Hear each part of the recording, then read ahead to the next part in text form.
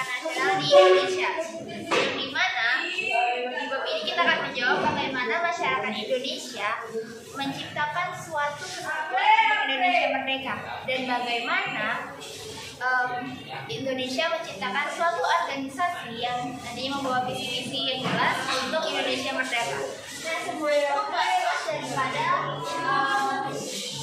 politik etis. Yang dimana politik etis adalah politik balas budi yang dimana menurut masyarakat Belanda yang pro terhadap Indonesia, mereka itu beranggapan bahwa kita itu sampai saat ini berkat Indonesia, jadi sudah seharusnya kita balas budi. Nah, politik etis dikemukakan oleh Dries van der Sandberg lalu ditanggapi oleh Ratu Melhamina.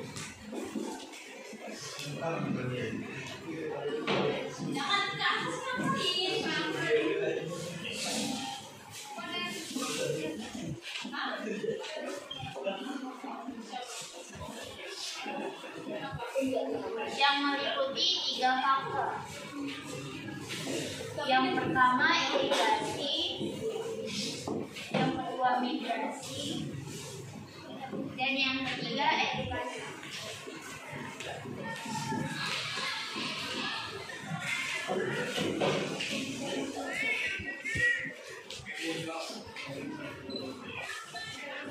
Nah, yang dimana edukasi ini menjadi faktor utama organisasi pergerakan nasional pada saat ini. Jadi kita akan membahas tentang karakteristik perjuangan bangsa Indonesia melawan kolonialisme. Nah, kita akan membahas tentang sebelum tahun 1908. Yang pertama, masih dipimpin oleh raja, bangsawan atau tokoh agama. Yang kedua, dia bersifat kedaerahan. Yang ketiga, dia masih bersifat fisik atau bersenjata. Dan yang keempat itu masih mengandalkan disiplin yang karismatik. Dan yang kelima, masih bersifat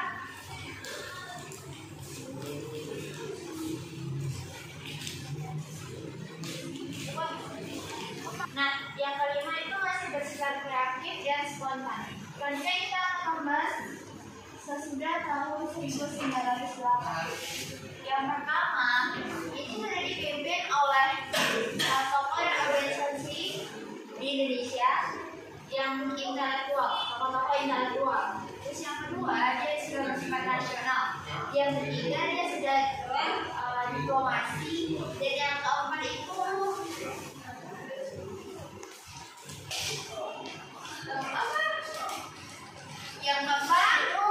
memiliki organisasi yang memiliki organisasi, dan yang kelima memiliki visi yang jelas, yaitu Indonesia merdeka. Langsung kepada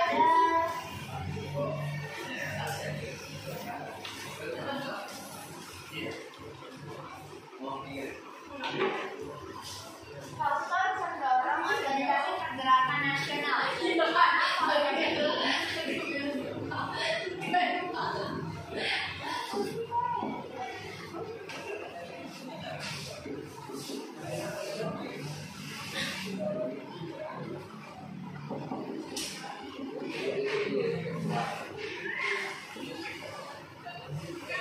Nah, yang dimana faktor internal dan eksternal, kita membahas tentang faktor internal terlebih dahulu. Kita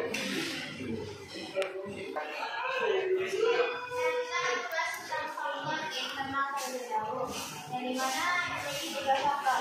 Yang pertama, kondisi sosial, ekonomi, politik itu yang sangat besar itu. Karena Indonesia pada saat ini memang sudah buruk. Terus yang kedua, misalnya kaum terpelajar. Yang ketiga, tumbuhnya kenangan-kenangan atas kejayaan pada masa lampau. Nah, selanjutnya kita akan membahas tentang faktor eksternal. Faktor eksternal yang pertama, inspirasi dari pergerakan nasional di berbagai negara, contohnya India, China, Filipina, Turki, dan lain sebagainya. Terus yang kedua, kemenangan atas perang Sino kedua pada tahun 1905. Dan yang ketiga, masuknya paham baru. Ya. Nah, kita akan masuk kepada organisasi yang pertama, yaitu organisasi Budi Utomo.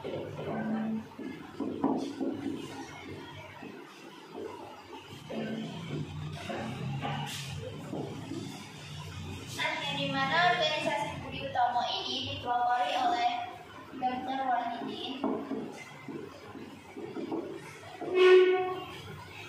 Nah, organisasi Budi Utomo ini dipelopori oleh Dr. Wahidin pada tahun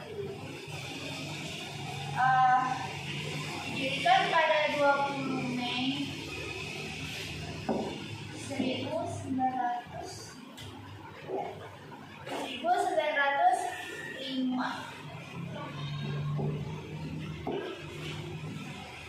Dr. Sutomo.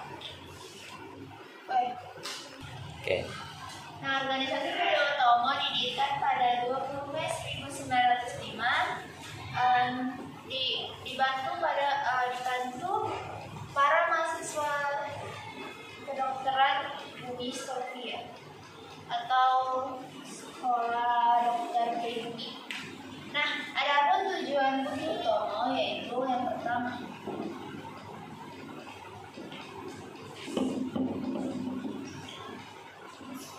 yang pertama, itu pengajaran, yang kedua itu pendidikan, peternakan, pertanian dan perdagangan, yang ketiga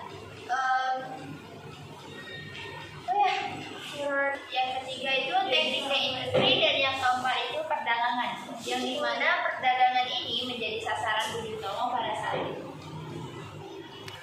Nah, selanjutnya organisasi ini bersifat kooperatif terhadap pemerintah kolonial Belanda. Dan selanjutnya kita akan membahas tentang Kongres pertama Budi Utomo.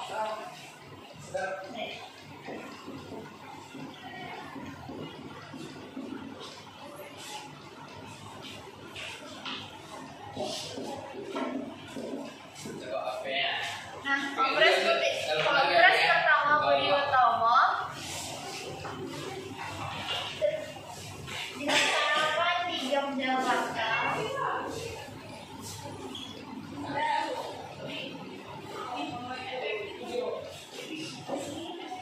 yang menghasilkan 3 hal. Nah, yang dimana Kongres utama Budi Utomo yang dilaksanakan di Yogyakarta menghasilkan 3 hal. Yang pertama, Nonurak yang terbatas di daerah Jawa dan Madura. Yang kedua, Tirtokusumo diangkat menjadi ketua yang sebelumnya dia menjabat sebagai Bupati Karanganyar. Dan yang ketiga itu Yogyakarta menjadi pusat organisasi. Yang dimana organisasi pergerakan yang dimana organisasi Budi Utomo ini memiliki 2 pendapat, yang ada golongan tua dan golongan muda.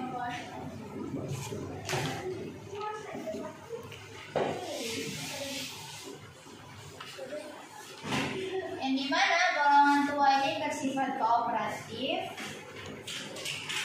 sedangkan yang muda non kooperatif.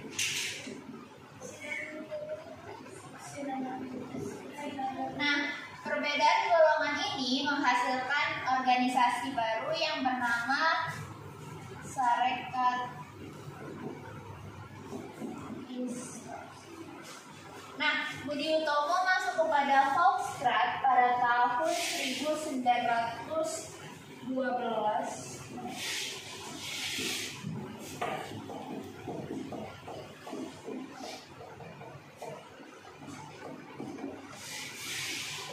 Yang dimana Volksraad ini semacam Dewan Perwakilan Rakyat di Indonesia. Apa nih? Udah. Nah, yang dimana organisasi kedua kita akan masuk kepada organisasi Sarekat Islam. Nah, awal nama Sarekat Islam itu ialah Sarekat Dagang Islam atau SDI pada tahun 1944 yang berdasarkan 2 hal, yaitu ekonomi dan agama. Lalu pada tanggal 10 Desember 1912 kata SDI berubah menjadi SI atas dasar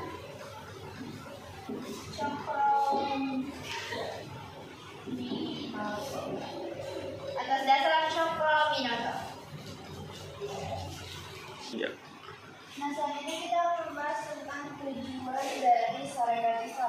Yang pertama ini memajukan perdagangan, yang kedua membantu para anggotanya dalam bidang permodalan, dan yang ketiga itu memajukan kepentingan rohani dan jasmani, dan yang keempat memajukan kehidupan agama Islam.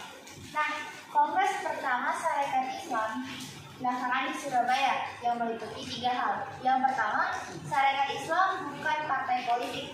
Dan yang kedua, Sarekat Islam tidak bermaksud menentang pemerintah kolonial Belanda. Dan yang ketiga, Cokro Aminoto diangkat menjadi ketua Sarekat Islam yang berpusat di Surabaya.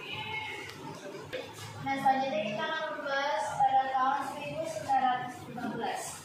1915 ini dibentuk Sentral Sarekat Islam yang dimana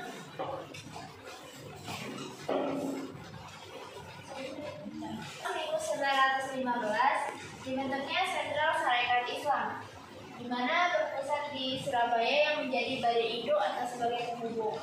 Nah, pada tanggal 17 sampai 24 Juni 1916, di mana terjadinya Kongres Sarekat Islam pertama di Bandung. Nah, Sarekat Islam masuk kepada Volkskrad pada tahun 1917. Nah, selanjutnya kita akan membahas tentang Sarekat Islam terbagi menjadi 2. Yang pertama Sarekat Islam Merah dan Sarekat Islam Putih. Yang dimana Sarekat Islam Merah ini masih dipegang oleh nasionalis keagamaan, dan Sarekat Islam Merah Sarekat Islam Merah ini Sarekat Islam Merah masih bersifat nasionalis atau keagamaan. Terus Sarekat Islam Putih dia berhaluan sosialis ke kiri, artinya dipegang oleh PKI atau Sarmao dan Darsono. Nah, Sarekat Islam terbagi menjadi 2, yang dimana Sarekat Islam Putih dan Sarekat Islam Merah. Di mana Sarekat Islam Putih ini dipegang oleh nasionalis atau keagamaan, dan Sarekat Islam Merah dia lebih bersosialis ke kiri, artinya dipegang PKI atau Darsono dan Semaun.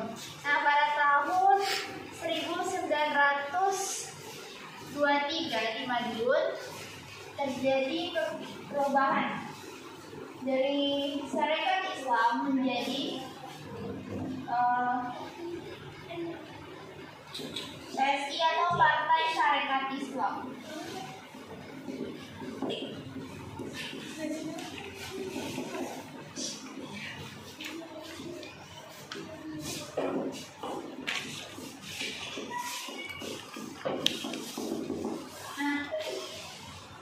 Terbitlah Partai Sarekat Islam yang tadinya Sarekat Islam bersifat kooperatif terhadap pemerintah kolonial Belanda, akhirnya berubah menjadi non-kooperatif.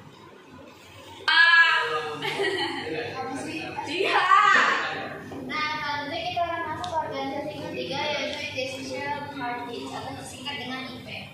Nah, Indonesian Parties didirikan di Bandung pada tanggal 25 Desember 1912 oleh 3 serangkai. Yang pertama Louis Dator, yang kedua Dr. Sucipto, dan yang ketiga Ki Hajar Dewantara.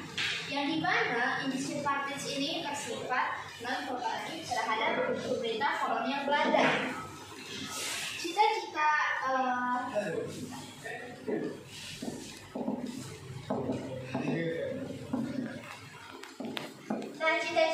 Indonesian Parties ini disebarluaskan melalui surat kabar yang dimana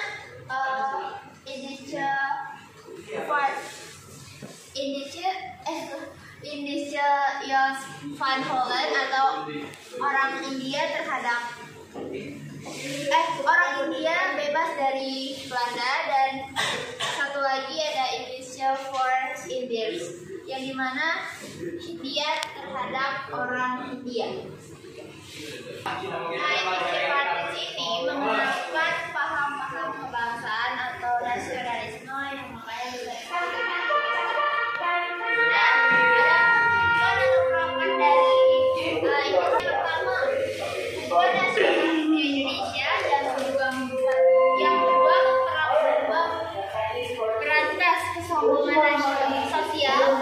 Baik dari masyarakat maupun pemerintah.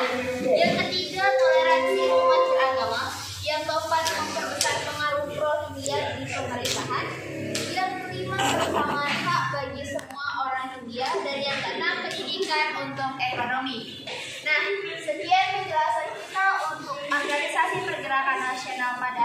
hari ini. Terima kasih atas kesempatan telah diberikan. Saya Ayu Sunda Rahayu, perwakilan dari kelompok 1. Akhiri